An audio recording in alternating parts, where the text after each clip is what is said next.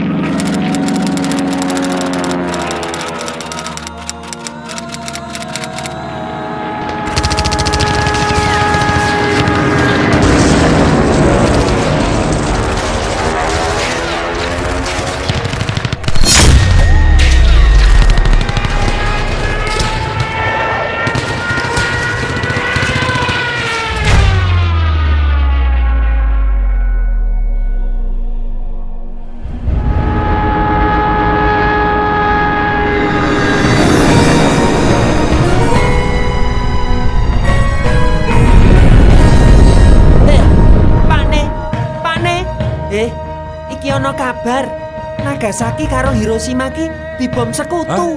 Apa iya? Jepang ki kalah karo sekutu, Pak Ne. Tenan, Pak Ne. Gila. Oh, aku maca beritane. Iki tenan ora iki? Nek Jepang kalah karo sekutu, awak dhewe iso merdeka nyi. Proklamasi kami bangsa Indonesia dengan ini menyatakan kemerdekaan Indonesia. Hal-hal yang mengenai pemindahan kekuasaan dan lain-lain diselenggarakan dengan seksama dan dalam tempo yang sesingkat-singkatnya. Jakarta, 17 Agustus 1945. Soekarno-Hatta.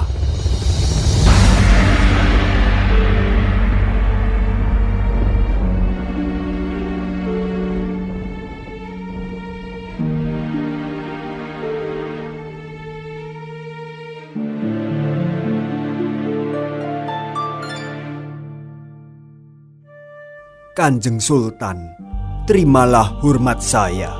Monggo Sri Paduka Pakualam, terimalah hormat saya kembali. Dawah sami-sami Kanjeng Sultan.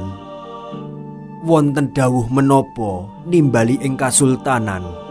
Semoga undangan saya tidak mengganggu Sri Paduka Pakualam, karena ada hal penting yang ingin saya sampaikan kepada Sri Paduka terkait dengan proklamasi yang sudah dikumandangkan oleh Insinyur Soekarno tentang kemerdekaan bangsa Indonesia.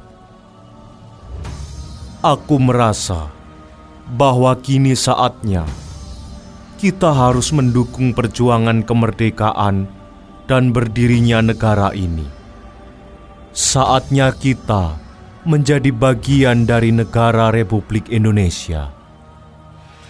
Proklamasi ini adalah wujud demokrasi bangsa yang dipelopori oleh pemikiran anak-anak muda dan para cendekiawan yang revolusioner. Benar Kanjeng Sultan, aku juga setuju. Saatnya kita melepaskan sistem feodalisme di kerajaan. Karena kita akan menjadi bagian dalam kesatuan Republik Indonesia yang demokratis. Benar Sri Paduka. Sejarah di Yogyakarta ini sebagai bukti bahwa kita selalu mendukung perjuangan dan kemerdekaan bangsa ini supaya terlepas dari segala bentuk penjajahan dan kolonialisme. Mulai dari jejak Sultan Agung Hanyokro Kusumo.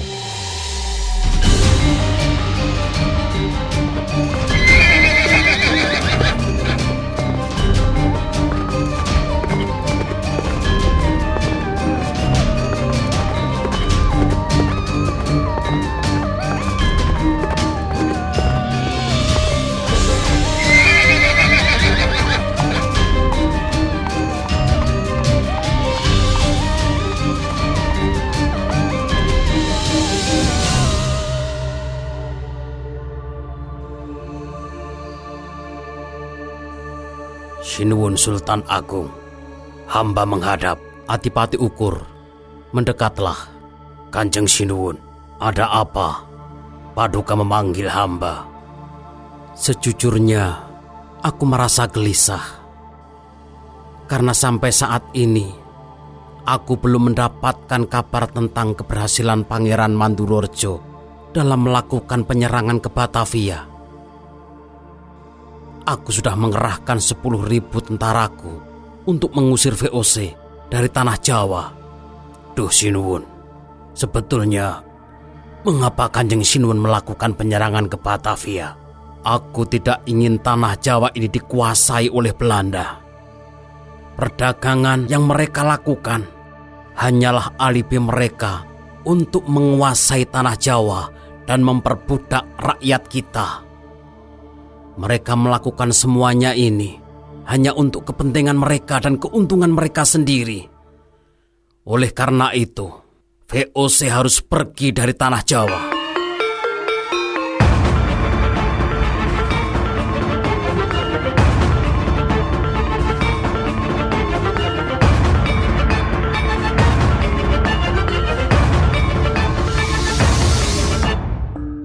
Sinuwun, kula ingkang sowan.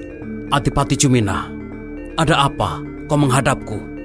Hamba ingin menyampaikan kabar bahwa Pangeran Mandurorjo dalam melakukan penyerangan ke Batavia gagal, Sinuwun. Apa? Adipati Mandurorjo gagal? Keparat kalian VOC. Adipati Ukur dan kau Adipati Jumina, kita akan melakukan penyerangan ke Batavia yang kedua. Bawalah pasukan 14.000 prajurit ke Batavia. Sebagai bekal, kita akan mendirikan lumbung-lumbung beras yang tersembunyi di daerah Kerawang dan juga Cirebon. Cepat lakukan. Baik Sinuwun, ngesta akan dawuh. Ngesta akan dawuh, Sinuwun.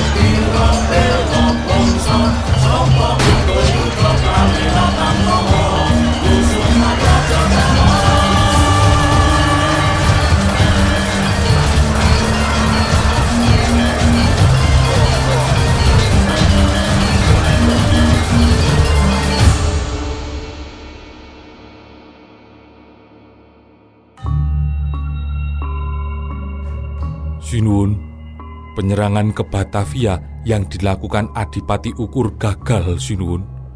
Mereka kehabisan bahan makanan karena lumbung-lumbung beras di Karawang dan di Cirebon dibakar oleh VOC. Sekarang Adipati Ukur tidak diketahui keberadaannya, Sinuwun. Aku sudah tahu. Tetapi paling tidak, peristiwa ini akan menjadi sejarah besar. Bahwa aku Sultan Agung ing Mataram akan tetap selalu berjuang untuk memerdekakan rakyatku dari segala bentuk penjajahan.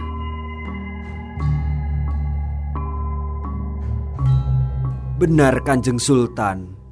Jejak Sultan Agung Hanyokrokusumo juga diikuti oleh Pangeran Mangkubumi.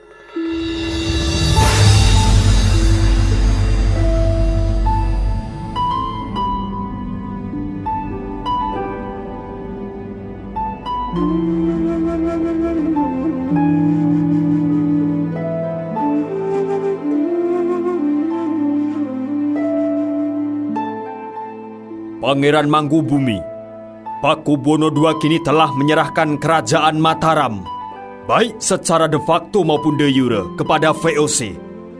Dan hanya keturunan Pakubuwono II yang berhak naik tahta dan dinobatkan oleh VOC sebagai Raja Mataram dengan tanah Mataram sebagai pinjaman dari VOC. Dan saat ini putra mahkota segera dinobatkan. Ini semua tidak boleh dibiarkan. VOC hanya ingin menjadikan Pakubuwono III sebagai Raja Boneka yang dapat diperintah seenaknya sendiri. Ini semua tentu akan menyengsarakan rakyat Mataram. Lalu apa yang hendak Pangeran Mangkubumi lakukan? Aku, Mangkubumi, akan melawan VOC. Baiklah Pangeran, aku bersamamu.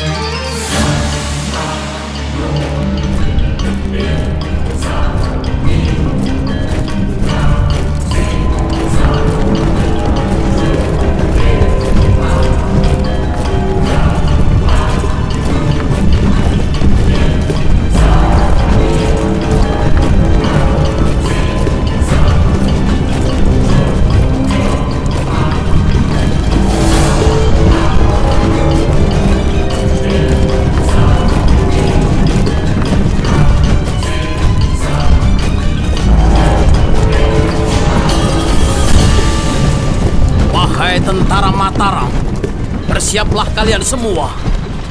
Ini kita akan berperang melawan Kompeni yang selalu menghasut rakyat kita. Kompeni telah berhasil membujuk Pakubuwono II untuk menyerahkan hasil bumi dan tanah-tanah kita. Ini sudah tidak adil bagi kita semua. Ayo, kita berperang.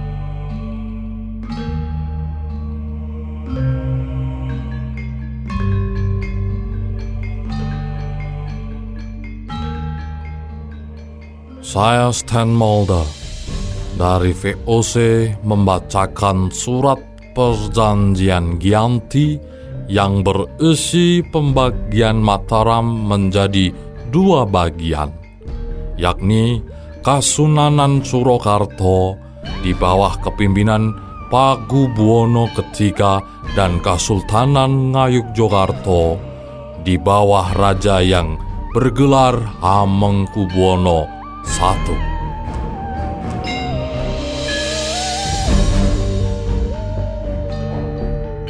Benar Sri Paduka Pakualam, Perang Jawa juga membuktikan bagaimana perjuangan rakyat Yogyakarta dalam langkah mengusir para penjajah yang selalu menindas rakyat kita.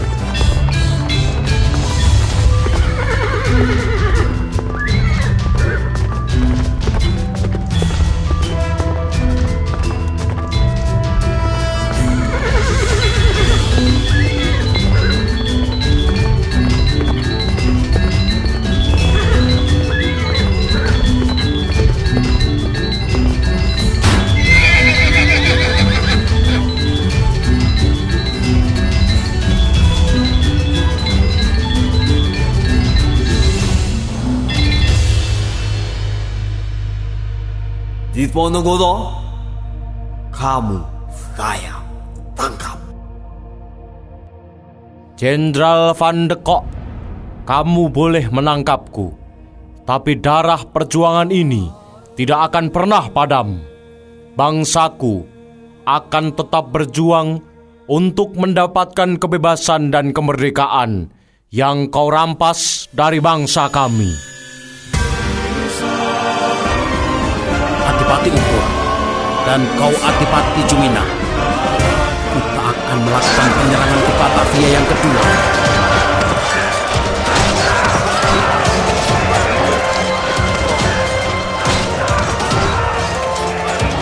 Aku, Mangkubumi, akan melawan VOC.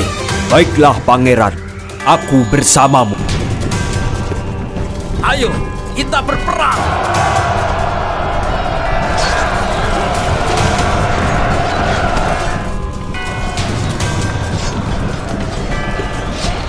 Bangsaku akan tetap berjuang untuk mendapatkan kebebasan dan kemerdekaan yang kau rampas dari bangsa kami.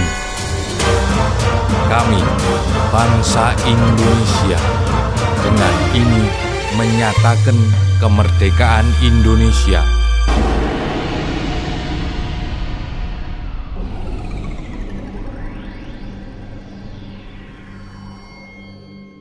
Saya Presiden Republik Indonesia menetapkan ingkang sinuwun Kanjeng Sultan Hamengkubuwana Senopati ing Ngaloga Abdurrahman Sayyidin Panotagama Khalifatullah ingkang kaping 9 ing Ngayogyakarta Hadiningrat pada kedudukannya, dengan kepercayaan bahwa Sri Paduka Kanjeng Sultan akan mencurahkan segala pikiran, tenaga, jiwa dan raga untuk keselamatan daerah Yogyakarta sebagai bagian daripada Republik Indonesia.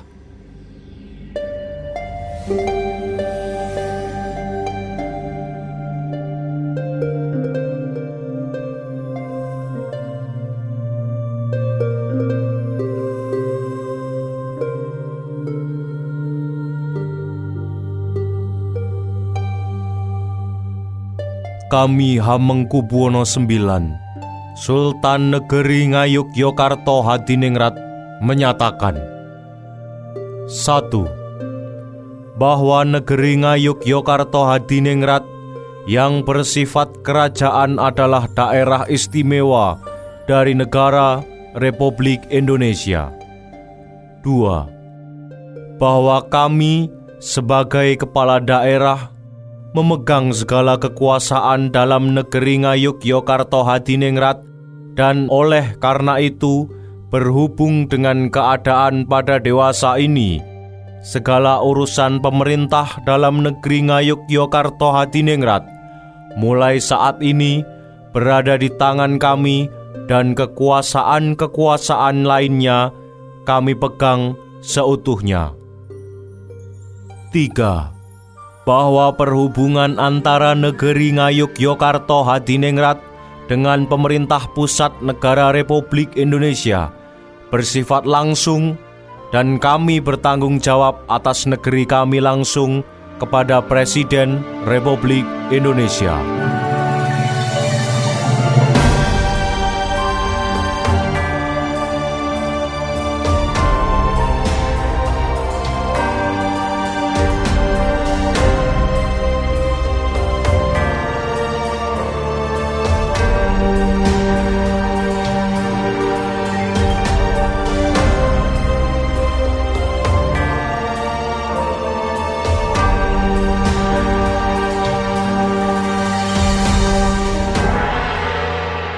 Loh, ketemu kue meneh tau man. Loh, kowe to men? Beluh Jan. Weh. Lagi jarak iki. Heeh ya men ya. Kawit wingi kok ketemu terus.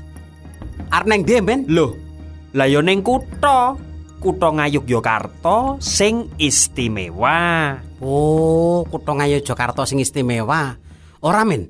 Kok Ngayogyakarta dikatakan istimewa iki mergane apa ya men? Elo. Ada 3 faktor. Ngerti durung kowe? Ayo durung ngerti, nek ngerti ora usah takon aing-aing ora. Nek durung tak kandhani. Nah, piye? Yogyakarta istimewa itu karena 3 hal.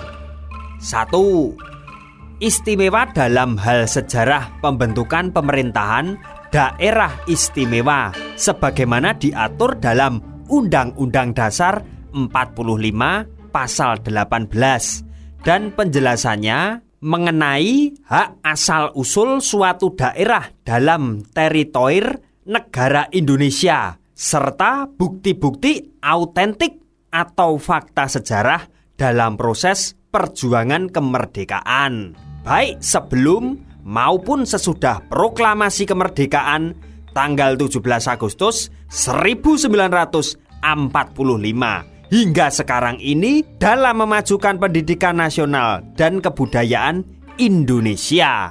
Itu yang nomor 1 man. Wah, Jan, kok pinter to men gue men? Oh, gue sing nomor 1, lah sing nomor 2. Yang kedua, istimewa dalam hal bentuk pemerintahan daerah istimewa Yogyakarta yang terdiri dari penggabungan 2 wilayah Kasultanan dan Pakualaman. Ngono toh? Nah, kedua wilayah itu menjadi satu daerah setingkat provinsi yang bersifat kerajaan dalam satu kesatuan wilayah NKRI. Sebagaimana disebutkan dalam Amanat 30 Oktober tahun 1945 dan 5 Oktober 1945 serta Undang-Undang Nomor 3 tahun 1950. Jan. Tuh. Ngono kuwi teman sing nomor 2. Lah saiki sing nomor 3. Yang ketiga, Yogyakarta istimewa dalam hal kepala pemerintahan daerah istimewa Yogyakarta yang dijabat oleh Sultan dan Adipati yang bertahta sebagaimana Amanat Piagam Kedudukan 19 Agustus 1945 yang menyatakan bahwa Sultan dan Adipati yang bertahta tetap dalam kedudukannya dengan ditulis secara lengkap nama, gelar, kedudukan seorang sultan dan adipati yang bertahta sesuai dengan angka urut bertahtanya. Gitu man. Oh, kaya ngono kuwi to. Sing dadekke Ngayogyakarta menjadi kota istimewa. Oh, mulane men, saiki desaku lagi regeng kabudayan lho men. Kuwi tenan. Durung suwe desaku entuk bantuan gamelan kamangka prunggu lho men. Kamu nek prunggu kira larang to men. Wah, saiki pokoke gayeng desaku men. Durung suwe malah entuk kostum barang, kostum gonjoget, kostum jatilan, kostum wayang uwong. Wah, saiki dilo-dilo nggon aku wayangan, dilo-dilo nggon aku wayang wong, dilo-dilo nggon aku ana jatilan.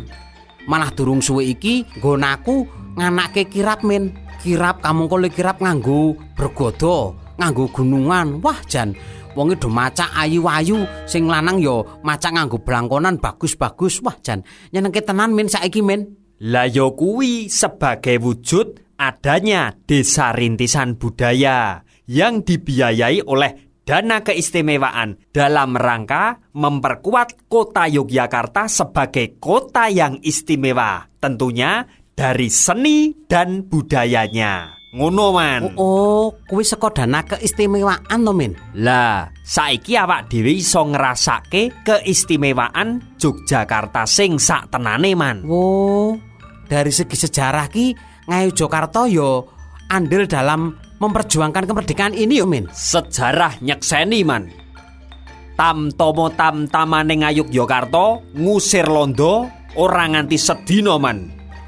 Itu dalam peristiwa serangan umum 1 Maret tahun 1949. Oh. Sadurunge kuwi ana meneh man. Tahun 1946,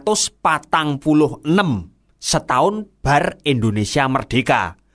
Kuwi ibu kota Republik Indonesia dipindah di Yogyakarta.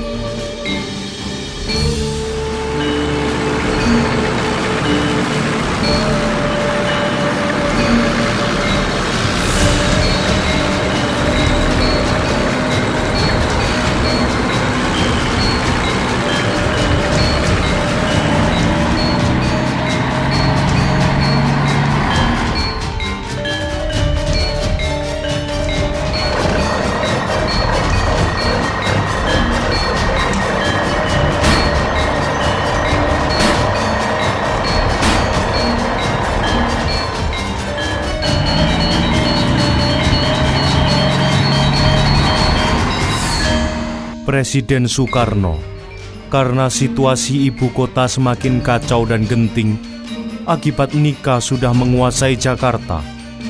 Bagaimana jika untuk sementara ibu kota negara Indonesia dipindahkan ke Yogyakarta?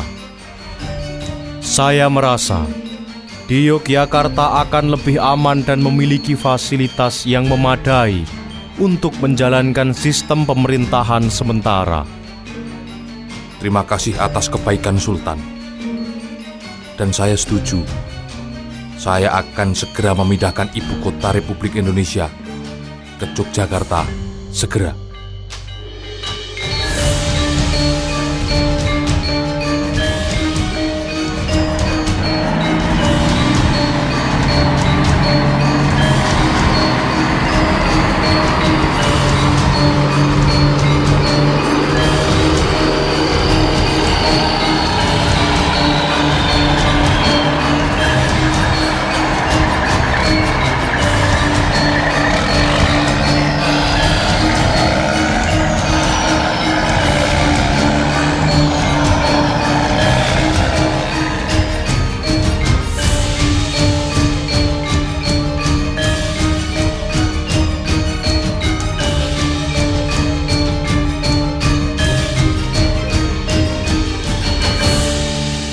Sultan, saya selaku Presiden Republik Indonesia mengucap terima kasih atas kepindahan ibu kota Republik Indonesia ke Yogyakarta. Kepindahan ibu kota ini akan menjadi sejarah berdirinya bangsa Indonesia.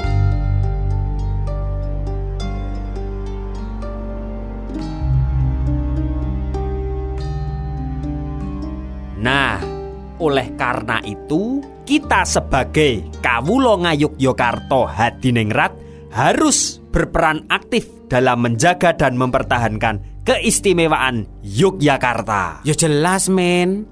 Aning terus supaya njaga keistimewaan ki njur kepiye carane? Ayo nonton wayang. Mbah, nonton wayang. Lah yo ning sono budaya. Neng sono budaya. Yo, melu aku. Yo.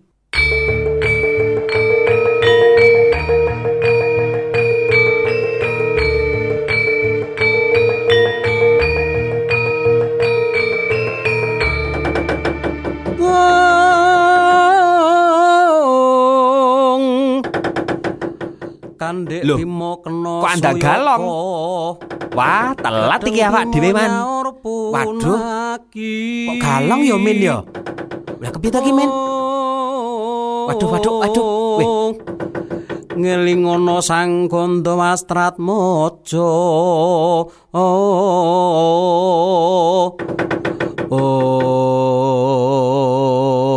Loh.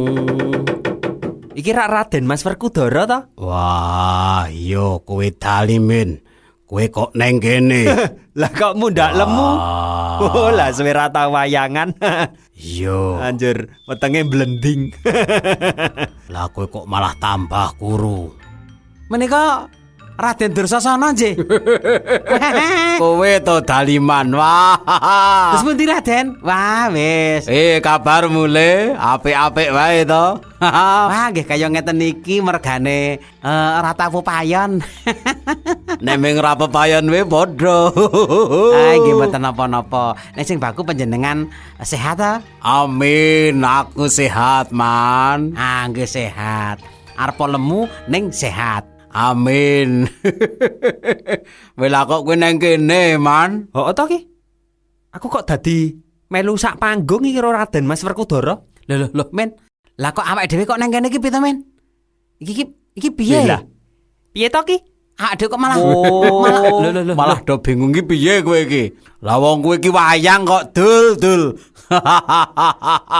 Weh, aku karo kowe iki ya wayang, Men. Kepiye to kowe iki? Jan ngawur kok kowe iki.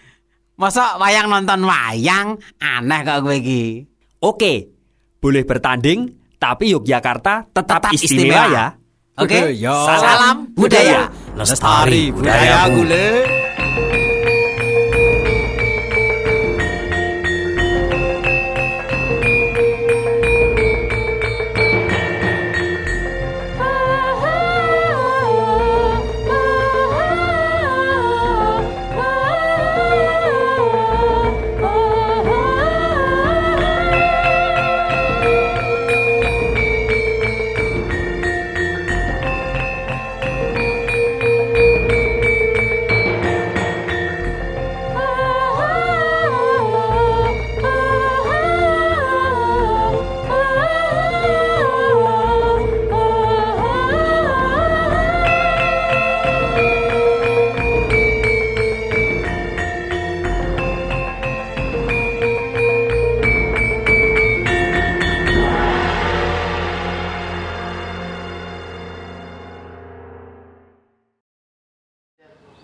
Nah, gimana setelah kalian menyaksikan wayang sinema Amanat 5 September ya? Nah, sekarang kita sudah kedatangan tamu, yaitu Bapak Dr. Sri Margono, M.Hum M.Phil ya Pak ya. Oke teman-teman, di sini kita akan berbincang-bincang nih untuk memperdalam apa yang sudah kita saksikan tadi, wayang sinemanya. Kita akan memperdalam tentang beberapa hal ya, tentang apa yang melatar belakangi Sultan Hamengkubuwono IX dan Pakualam VIII sampai sebesar hati mengikrarkan Amanat 5 September yang menjadi penanda bergabungnya Kesultanan Jogja dan Kadipaten Pakualaman sebagai bagian dari NKRI Pak. Mungkin dari Bapak Margono bisa menjelaskan ke teman-teman nih. Ya, terima kasih Mbak. Saya kira alasan yang sebenarnya itu adalah karena ngerso dalem Sultan Hamengkubuwono IX itu sudah cukup memahami kehendak rakyat Indonesia secara keseluruhan, juga termasuk rakyat Yogyakarta, bahwa pada masa itu sudah berkembang kehendak rakyat untuk Indonesia merdeka, sehingga ketika Soekarno dan Hatta memproklamirkan kemerdekaan, Sultan merasa ini momentum yang paling pas untuk kemudian sebagai seorang pemimpin itu harus bisa melaksanakan kehendak rakyat. Jadi kemudian beliau Sultan mengajak Pakualam ke-8 untuk bersama-sama bergabung dengan Republik Indonesia. Oh, gitu ya. Jadi juga karena sebetulnya terbentuknya negara Republik Indonesia itu juga merupakan cita-cita para leluhur Mataram. Sejak masa Sultan Agung itu sudah diupayakan agar Indonesia itu menjadi satu kesatuan gitu. Sehingga karena kekuatan penjajah pada masa itu begitu kuat, upaya-upaya itu belum berhasil dan rakyat Indonesia waktu itu masih terpecah-pecah.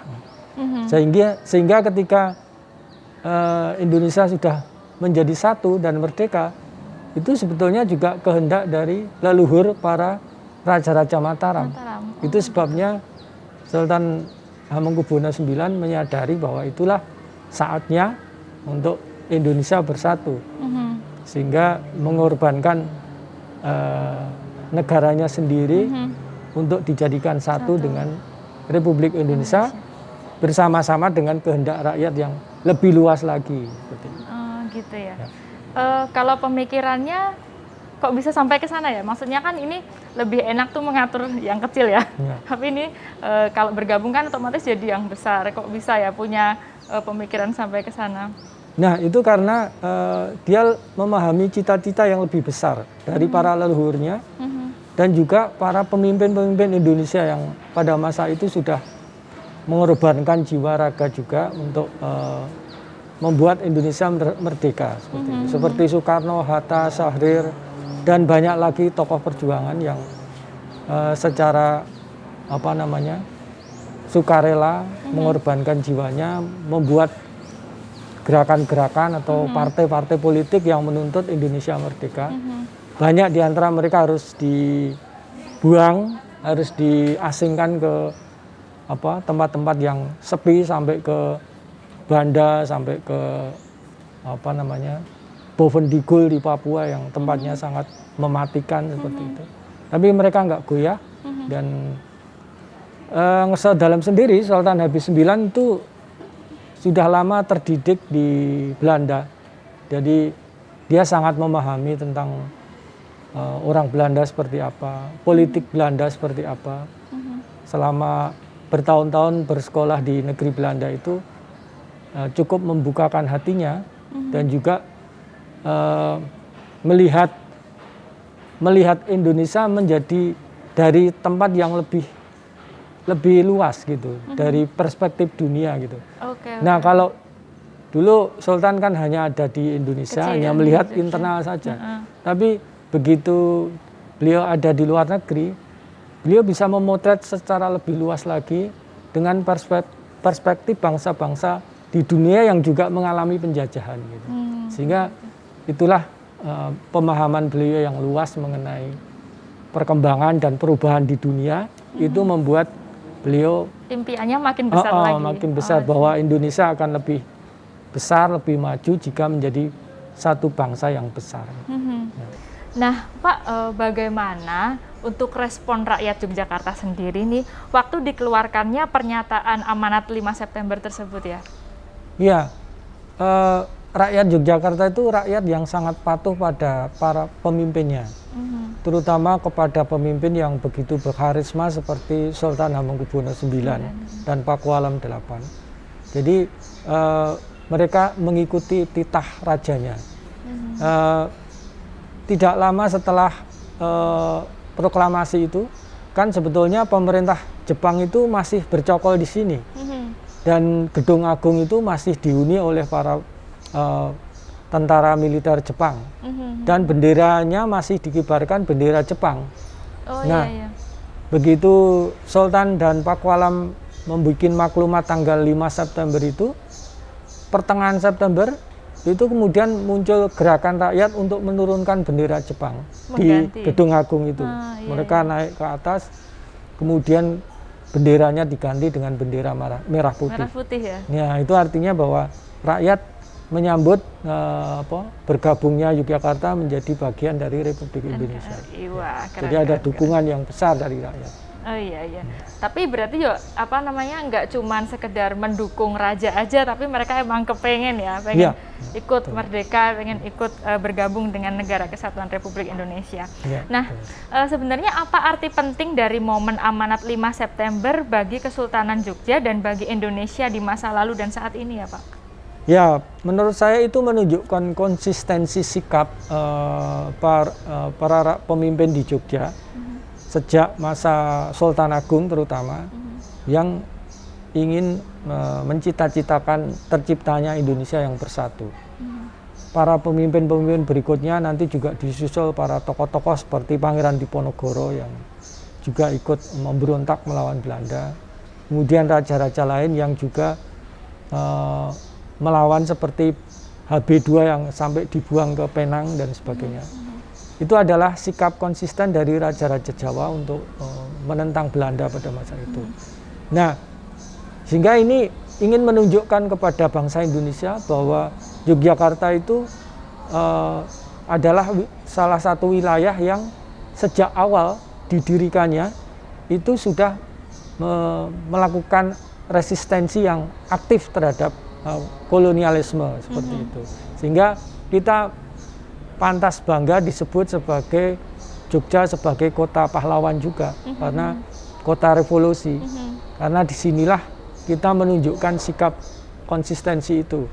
Nah, sebetulnya amanat 5 September itu tidak berhenti di situ karena kemudian keseriusan dari Sultan untuk bergabung dengan Republik Indonesia itu ditunjukkan juga nanti ketika ibu kota Jakarta itu sudah diduduki Belanda. Kemudian Sultan Hamengkubuwono IX menawarkan agar Yogyakarta itu menjadi ibu kota Republik Indonesia. Nah, itulah sejak itulah maka Jogja kemudian terkenal menjadi kota republik. Karena menjadi ibu kota Republik Indonesia. Nah, menjadi ibu kota itu nggak mudah. Sekarang bayangkan sudah berapa presiden ini ingin memindah ibu kota RI itu ke berbagai tempat, tapi sudah 76 tahun belum berhasil. Tapi Sultan Habib IX hanya mempersiapkan beberapa minggu itu bisa memindahkan ibu kota. Bayangkan kalau ibu kota itu kan memerlukan kementerian, memerlukan departemen, memerlukan instansi-instansi, memerlukan rumah-rumah dinas untuk para pejabat, menteri dan sebagainya. Nah, itu dipersiapkan dalam waktu singkat oleh Sultan beserta Pakualam ke-8 dan berhasil. Hingga nanti ibu kota dapat berfungsi seperti selayaknya ibu kota pada masa itu. Nah, ini menunjukkan konsistensi bahwa mendukung RI, maklumat 5 September itu ditunjukkan juga dengan memberi alternatif untuk menyelamatkan umur Indonesia yang belum lama diproklamasikan itu agar terus selamat sehingga sampai sekarang ini. Kalau saja Yogyakarta dulu tidak dijadikan ibu kota negara, mungkin ya sudah habis mungkin Indonesia. Ternyata Yogyakarta sangat berperan untuk Republik Indonesia. Nah, ini pertanyaan saya pribadi. Terus akhirnya untuk Republik Indonesia sendiri peran besar apa yang akhirnya berdampak untuk masyarakat Yogyakarta ya? Ya, akhirnya kan sikap konsistensi Sultan terutama nanti masih ada peristiwa serangan umum 1 Maret di mana Sultan hendak menunjukkan pada dunia bahwa RI itu masih ada. Karena di dalam berbagai propaganda di dunia internasional, Belanda waktu itu sudah mempropagandakan bahwa Republik Indonesia sudah hilang. Yang ada tinggal para ekstremis yang dipimpin oleh Sudirman yang mengacau keamanan seperti itu. Tapi Sudirman kemudian menginisiasi serangan umum bersama Sultan dan para pemimpin militer pada masa itu untuk menunjukkan pada dunia bahwa Indonesia masih ada. Sehingga serangan umum 1 Maret itu membuka PBB dan organisasi internasional lain untuk mendesak Belanda mengadakan perundingan dan akhirnya kemerdekaan Indonesia, kedaulatan Indonesia diakui dalam konferensi Medan Bundar itu. Nah, itulah yang membuat makna yang begitu berarti, sehingga Soekarno juga memberikan Yogyakarta itu status keistimewaan. Ya, jadi kita diberi status sebagai provinsi yang istimewa, bahkan karena sampai sekarang. Ya, karena kontribusi yang besar itu. Walaupun sifat-sifat keistimewaan itu pada masa Soeharto mulai sedikit dikurangi, gitu. Tapi setidaknya sekarang kita sudah memiliki dasar-dasar sebagai provinsi yang istimewa dengan adanya undang-undang keistimewaan itu. Oke.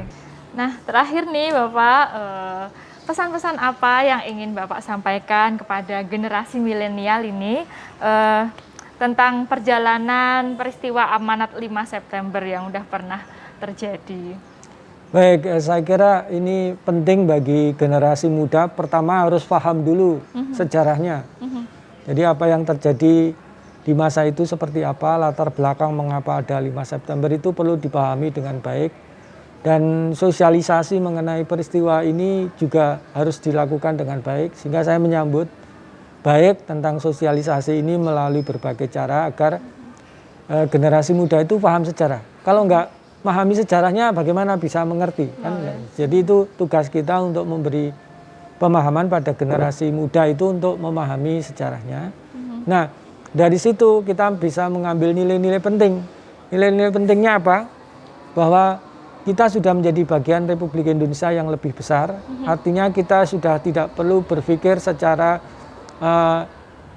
istilahnya primordial. Kejogjaannya itu harus ditinggalkan, hanya mikir Jogja tok. Tapi kita punya kewajiban untuk memikirkan Indonesia yang lebih luas ini. Artinya Jogja untuk Indonesia. Artinya masyarakat Jogja dari semua generasi harus bisa ikut saling bergandengan tangan dengan saudara-saudara kita di wilayah lain untuk membangun Indonesia yang lebih baik lagi. Apalagi ini situasi pandemi, solidaritas itu sangat penting, sehingga ide-ide kreatif atau kesungguhan dari ketulusan dari masyarakat Jogja untuk membangun Indonesia itu dibutuhkan. Seperti itu. Terima kasih Bapak untuk waktunya, sama-sama, bisa berbagi sama teman-teman generasi milenial biar bisa melek sejarah dalam konten ini. Jadi sampai jumpa di lain waktu ya teman-teman. Salam budaya, lestari budayaku. Hai Sobat Budaya, gimana? Menarik kan? Persembahan kami, pertunjukan wayang milenial yang bercerita tentang sejarah.